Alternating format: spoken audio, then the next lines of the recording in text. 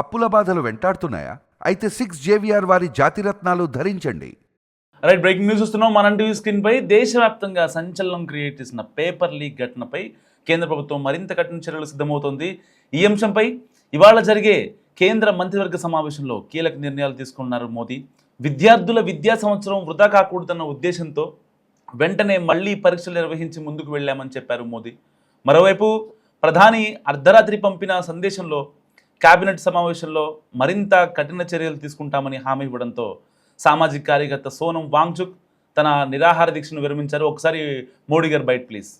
Friends, मैं जानता हूं कि पेपर लीक ये कोई मामूली विषय नहीं है. लाखों विद्यार्थी और उनके अभिभावकों के लिए बहुत ही पीड़ादायक है और इसलिए पेपर लीक घटना से अब तक पिछले 2.5 महीनों में अनेक विध कदम उठाए गए, गुनहगारों को पकड़ा गया है, वे जेल में पड़े हैं. हमारा सबसे महत्वपूर्ण जिम्मा था कि विद्यार्थियों का 1 वर्ष बर्बाद न हो. तत्काल परीक्षाएं लेना बहुत जरूरी था.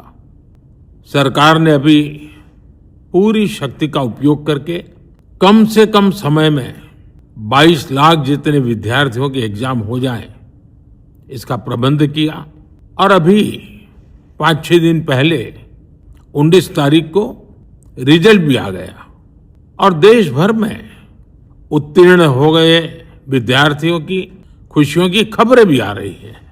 लेकिन हम वहां पर संतोष मानने वाले लोगों में से नहीं है और इसलिए मैंने आज फास्ट ट्रैक कोर्ट के लिए विभागों को निर्देश दिए थे. आज विभागों ने लगातार मेहनत करके देर रात मुझे मुसद्दा भी दे दिया. फास्ट ट्रैक कोर्ट और कठोर सजा के प्रावधान के साथ का ये मुसद्दा कल कैबिनेट में चर्चा होगी. कैबिनेट के साथियों के सुझाव के बाद उसका अंतिम रूप दिया जाएगा और सोमवार से संसद का दूसरा सप्ताह शुरू हो रहा है. तब जल्द से जल्द उस बिल को सदन में पारित कराने का प्रयास किया जाएगा. సో గురుగ్రామ్లోని మెడాంటా హాస్పిటల్లో ఏదైతే దీక్ష చేస్తున్నటువంటి సోనం వాంగ్చుక్ తన దీక్షను విరమించారు. ఇటు కేంద్ర మంత్రులు జేపీ నడ్డా, డాక్టర్ జితేంద్ర సింగ్ సమక్షంలో ఆయన దీక్షను ముగించారు. పేపర్ లీక్ ఘటనలపై ప్రభుత్వ హామీ ఇప్పుడు ఆందోళన కంటే నిర్ణయాల అమలుపై ఇప్పుడు దృష్టి పెట్టాల్సిన అవసరం ఎంతైనా ఉంది.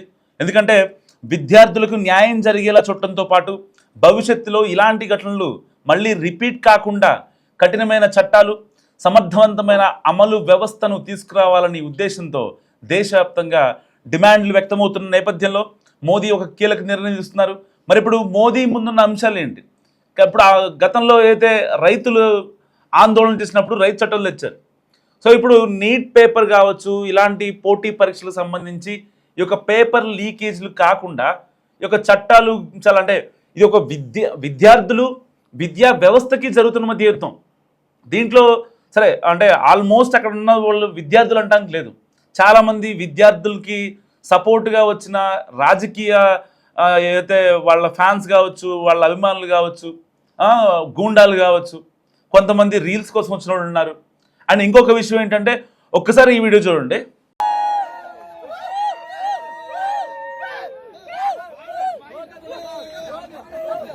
సో అంటే ఈ వీడియో చూశారు కదా, మోడీని ఎంత దారుణంగా అవమానించిన పరిస్థితి. మరి నిజంగా వీళ్ళని స్టూడెంట్స్ అందామా? అక్కడికి వచ్చి కాక్రోచెస్ జనతా పార్టీ సపోర్ట్ చేసింది. అండ్ అంతేకాకుండా చాలామంది ప్రకాష్ రాజ్ లాంటి వాళ్ళు. సో ఆబ్వియస్లీ స్టూడెంట్స్కి అక్కడ జరిగిన తప్పే ఎవరు అవునన్నా ఎవరు కాదన్నా వాళ్ళ కెరియర్. ఎందుకంటే మనం స్కూల్స్ కానీ లేకపోతే కాలేజ్ విషయంలో తల్లిదండ్రులు చాలా చాలా గట్టిగా ఆలోచిస్తారు. లక్షలు ఖర్చు పెట్టైనా సరే వాళ్ళకు ఒక the best school, the best college దొరికిందా లేదా అంటే వాళ్ళ కెరీర్ అంతా బాగుండాలని మనం కోరుకుంటూ ఉంటాం. సో ఇలాంటి నేపథ్యంలో నీట్ పేపర్ లీకేజ్ అనేది ఎవరు అవునన్నా ఎవరు కాదన్నా నిందితులు నిజంగా ఎవరు అసలు వాళ్ళని ఎన్కౌంటర్ చేసిన తప్పలేదు. మరి ఇలాంటి నేపథ్యంలో మోడీ ఏం చేయబోతున్నారు? మోడీని అంత దారుణంగా అవహేళన అపహాస్యం చేయాల్సిన అవసరం ఉందా? ఒక వరల్డ్ కప్ మ్యాచ్ మనం ఒక అంటే ఇండియా ఓడిపోతే ఆ రోజు మనకి అంటే అనీజీగా ఉంటుంది. చాలామంది క్రికెట్ ఫ్యాన్స్ అయితే అన్నం కూడా తినరు.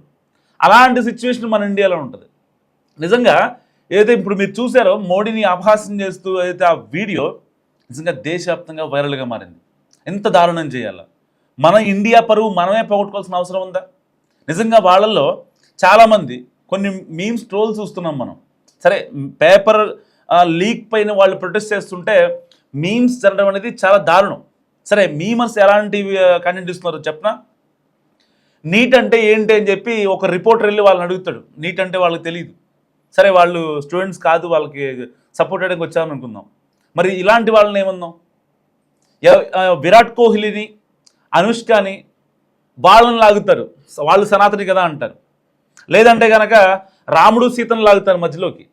అసలు నీట్ పేపర్కి, విరాట్ కోహ్లీకి, లేకపోతే నీట్ పేపర్కి, రాముడు సీతకి, మహాభారతం జరగడానికి, రామాయణం జరగడానికి ఇవన్నీ సంబంధాలంటే నాకు ఇప్పటికీ అర్థం కావట్లేదు. అంటే గత కొద్ది రోజులుగా దీని మీద ఒక వీడియో చేద్దాం అనుకుంటున్నాం. సో ఇలాంటి టైంలో కొన్ని ఏదైతే అంటే ప్రొటెస్ట్ చాలా బాగుంది, కానీ అది రాను దాని ఉధృతి ఎలా అయిపోయిందంటే, ఏదైతే కాక్రోచ్ సంబంధించి ఒక లారీలో రాళ్ళు, కర్రలు, మళ్ళీ పోలీసు వచ్చి దాన్ని భగ్నం చేసిన తర్వాత మమ్మల్ని కొడుతున్నారని చెప్పి మాట్లాడటం, కొంతమంది రీల్స్ చేసుకోవడానికి అక్కడ ఉన్నటువంటి ఏదైతే పోలీసులు ఉంటారో వాళ్ళ యూనిఫామ్ తీసుకొని కొన్ని రీల్స్ చేయడం, సత్యమేవ జయతే అని చెప్పి చాలా గట్టిగా మాట్లాడి ఒక స్లోగన్ చేసి చిన్న రీల్ తీసుకొని వెళ్ళిపోవడం, సోషల్ మీడియాలో పెట్టుకోవడం, వాళ్ళు ఇన్స్టాగ్రామ్లో స్టోరీలు పెట్టుకోవడం, మేము కూడా చేసామని చెప్పి. చాలామంది అసలు ఎవరు అవునన్నా ఎవరు కాదన్నా నీట్ పేపర్ ఘటన ఏదైతే లీక్ అయిందో వాళ్ళని ఎన్కౌంటర్ చేసిన తప్పులేదు. సరే, ధర్మేంద్ర ప్రధాన్ రాజీనామా చేయాలన్నారు, రాజీనామా దిశగా అడుగులు వేస్తారా ప్రధాని మోదీ? అది ప్రభుత్వానికి సంబంధించిన అంశం, వదిలేద్దాం. కానీ నీట్ పేపర్కి సంబంధించి ఎవరైతే దాని వెనక ఉన్నారో, ఈ కాన్స్పిరసీకి ఎవరైతే దీన్ని క్రియేట్ చేశారో వాళ్ళని నిజంగా ఎన్కౌంటర్ చేయాల్సిందే. There is no doubt about it. So Modi ఇప్పుడు చాలా కీలక నిర్ణయిస్తున్నారు. ఎట్టి పరిస్థితుల్లో క్యాబినెట్లో దీనికి సంబంధించి విధి విధానాలు, ఇంకా ఏదైతే విద్యార్థులు విద్యా వ్యవస్థకి మధ్య ఆ లోపం ఏదైతే ఉందో, మధ్యలో ఉన్నటువంటి ఆ అడ్డుగోడ ఎవరైతే ఉన్నారో వాళ్ళని ఎట్టి పరిస్థితుల్లో ప్రక్షాళన చేస్తానని, ఎట్టి పరిస్థితుల్లో దానికి న్యాయం చేస్తానని, ఇది జరిగిన విషయం నీట్ పేపర్ లీకేజ్ అనేది నిజంగా సామాన్య విషయం కాదు. కానీ దీని వెనుక ఎవరైతే కాపు కాస్తున్నారో అది మాత్రం చాలా దారుణం. కాపు కాయడం ఇన్ ద సెన్స్, సో చాలామంది దీన్ని ఒక రాజకీయ కుట్ర కోసం, లేకపోతే ఖలిస్తానీ వేర్పాటువాదులు కావచ్చు, దీని వెనుక ఉండి వాళ్ళని సపోర్ట్ చేస్తూ ఎలాగైనా సరే ఎలా శ్రీలంక అయిందో, ఎలా చైనా అయిందో, ఎలా నేపాల్ అయిందో దానిలాగా దీన్ని చేయాలనుకుంటే నిజంగా అసలు దానంత ఘోరం ఇంకోట్లేదు. కొన్ని మిస్టేక్స్ జరుగుతూ ఉంటాయి. నీట్ పేపర్ని నేను సపోర్ట్ చేయట్లేదు, లీకేజ్ని నేను సపోర్ట్ కాదు, ఎవ్వరూ సపోర్ట్ కాదు. అన్నం తినే ఎవడైనా సరే నీట్ పేపర్ని సపోర్ట్ చేస్తే వాడు అన్నం కాదు తినేది అశుద్ధం అని చెప్పాలి. దాంట్లో ఎలాంటి మొహమాటం లేదు. కానీ మోడీ గారి పిక్ కింద వేసి ముగ్గుతో వేసి ఎంత దారుణంగా చేస్తున్నారు అడల్టరీ పనులు. ఇవన్నీ అవసరమా?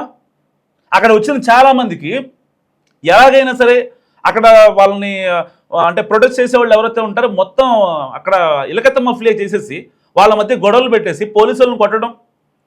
మొన్న కూడా లైటర్ పట్టుకుని ఏదైతే ఆ జంతర్ మంతర్ ఏరియా దగ్గర ఉన్నటువంటి ఒక పెట్రోల్ బంక్లో, ఆయిల్ బంక్లో లైటర్ పట్టుకొని వెళ్ళాడు. అక్కడ ఉన్నోళ్ళు ఒక్కసారిగా దడిసిపోయారు, బళ్ళు వదిలిపెట్టి వెళ్ళిపోయారు, బయటికి వెళ్ళిపోయారు అంతా. అంటే వీళ్ళు కావాలనే కదా చేసేది. దేనికోసం అంతా ఏం సాధిద్దామని న్యాయమైన పోరాటం చేస్తున్నారు. There is no doubt about it. సరే, కాక్రోచెస్ చేస్తున్నారు, సరే ప్రకాష్ రాజ్ గారు చేస్తున్నారు, ఆయన కూడా మద్దతు ఇచ్చారు, ఆయన కూడా ట్వీట్ చేశారు మోడీ భయపడ్డాడని చెప్పి. అండ్ దాని తర్వాత కొంతమంది సినీ ప్రముఖులు వచ్చారు, కొంతమంది బాలీవుడ్ యాక్టర్స్ వచ్చారు, ఇంకా చాలామంది సోషల్ యాక్టివిస్టులు బయటకు వచ్చారు. అసలు ఎవరు ఎక్స్పెక్ట్ చేయని విధంగా అన్ని రాష్ట్రాల నుంచి ఢిల్లీకి ఒక అంటే స్పెషల్ ట్రైన్లో కూడా చాలామంది విద్యార్థులు వచ్చారు. వీళ్ళంతా కూడా నీట్ పేపర్ని వ్యతిరేకించిన వాళ్లే, ఏదైతే లీకేజ్ వ్యవహారానికి సంబంధించి మరొక్కసారి ఇలాంటి ఘటన జరగకూడదు అని చెప్పి ప్రభుత్వానికి ఒక సూచన చేసేవాళ్లే. కానీ వీళ్ళ వెనక ఉన్న వాళ్ళు ఎవరైతే ఉన్నారో వాళ్ళు చాలా డేంజర్. స్వచ్ఛందంగా వెళ్ళిన వాళ్ళు వేరు, కావాల్సుకొని వచ్చిన వాళ్ళు వేరు. 50 మంది స్వచ్ఛందంగా వెళ్తే వాళ్ళల్లో నీట్ ఎగ్జామ్ రాసిన వాళ్ళు, వాళ్ళ తల్లిదండ్రులు, లేకపోతే వాళ్ళ ఫ్రెండ్స్ వీళ్ళు వెళ్తే ఇంకొక 50 మంది కావాల్సుకొని అక్కడ గొడవలు పెడదామని ఏదైతే ఖలిస్తానీ వేర్పాటువాదులు కావచ్చు వీళ్ళ వెనక ఉండి నడిపించారు. దానికి సంబంధించిన ఏదైతే వాళ్ళు ఆ ఫండ్స్ రిలీజ్ చేసినవి ఇలాంటివి మొత్తం కూడా ఆధారాలు లేకుండా చేసుకున్నారు. సో దీని వెనక ఎవరున్నా సరే వదిలిపెట్టమని మోడీ ఒక మాట మాట్లాడారు రాత్రి. మీరు చూశారు, దాంట్లో అర్థం ఏంటంటే నీట్ పేపర్ వ్యవహారానికి సంబంధించి దీని వెనక ఎవరున్నా వదిలిపెట్టమనేది ఒకటి. అండ్ రెండోది ఏంటంటే ఈ ప్రొటెస్ట్ వెనకాల దీన్ని ఆసరాగా చేసుకొని ఇండియాలో అల్లర్లు రేపుదామనే ప్రతి ఒక్కరు ఎవరైతే ఉన్నారో వాళ్ళని కూడా వదిలిపెట్టడం అనేది అర్థం. చాలామంది అనుకున్నారు ఓన్లీ నీట్ పేపర్ అనుకున్నారు. కాదు, ప్రభుత్వం ఒక చర్య తీసుకుంటుందంటే దానికి సంబంధించి అన్నిటికీ ఏదైతే ఇప్పటిదాకా ఒక ఇష్యూని బేస్ చేసుకొని దీన్ని ఒక పెద్ద భూతద్దంలో పెట్టి చూపించాలి, వాళ్ళు రాజీనామా చేయాలి, వీళ్ళు రాజీనామా చేయాలి, ప్రభుత్వాన్ని అస్థిరతపరచాలి, ఇండియాలో ఇండియాలో కుట్ర చేయాలి, ఇండియాలో అంతర్గత ఏదైతే యుద్ధాలు జరగాలి, అక్కడ అంటే ఉన్న ఆర్థిక వ్యవస్థ పడిపోవాలి, లేదంటే అక్కడున్న ప్రభుత్వాన్ని అస్థిరత చేయాలి. ఇలాంటి పనులు ఎవరైతే చేశారో వాళ్ళకు కూడా ఇప్పుడు మూడినట్టే అని చెప్పాలి. ఒక రకంగా ఇప్పుడు కీలక నిర్ణయం తీసుకోబోతున్నారు.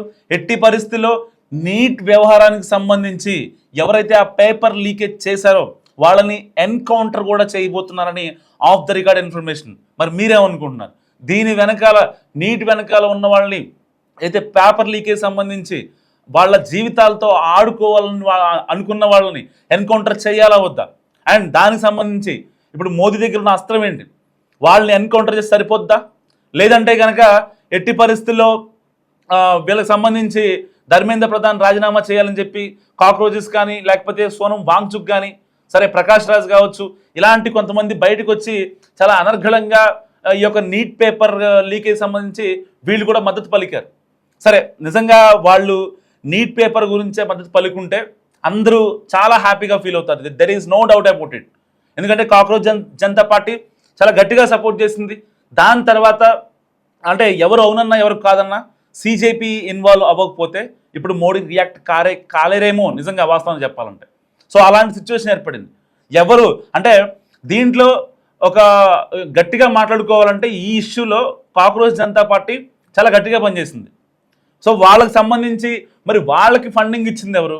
లేకపోతే అంటే ఇప్పుడు కొంతమంది లెఫ్ట్ భావజాలం ఉన్న వ్యక్తులు కూడా వాళ్ళు బయటకు వచ్చి వాళ్ళకేదో మైనస్ జరిగిపోయిందని చెప్పి చాలామంది సోనం వాంగ్చుక్ లాంటి వాళ్ళు కొంతమంది బయటకు వచ్చి ప్రాణత్యాగాలకైనా సిద్ధమని చెప్పి చాలామంది గట్టిగా మాట్లాడారు. సో వాళ్ళందరినీ ఇప్పుడు ఆమరణ నిరాహార దీక్ష విరమించారు. ఈవెన్ ప్రకాష్ రాజ్ కూడా విరమించాడు. ఇటు సిజేపీ అధ్యక్షుడు అభిజిత్ కూడా ఆ యొక్క ఆమరణ నిరాహార దీక్ష విరమించాడు. సో మరి ఇలాంటి నేపథ్యంలో వాళ్ళని ఎన్కౌంటర్ చేసిన తర్వాత వీళ్ళ వెనుకున్న ఎవరైతే కాన్స్పిరసీ క్రియేట్ చేశారో వాళ్ళని ఏం చేయాలి? మస్తు కామెంట్ చేయండి.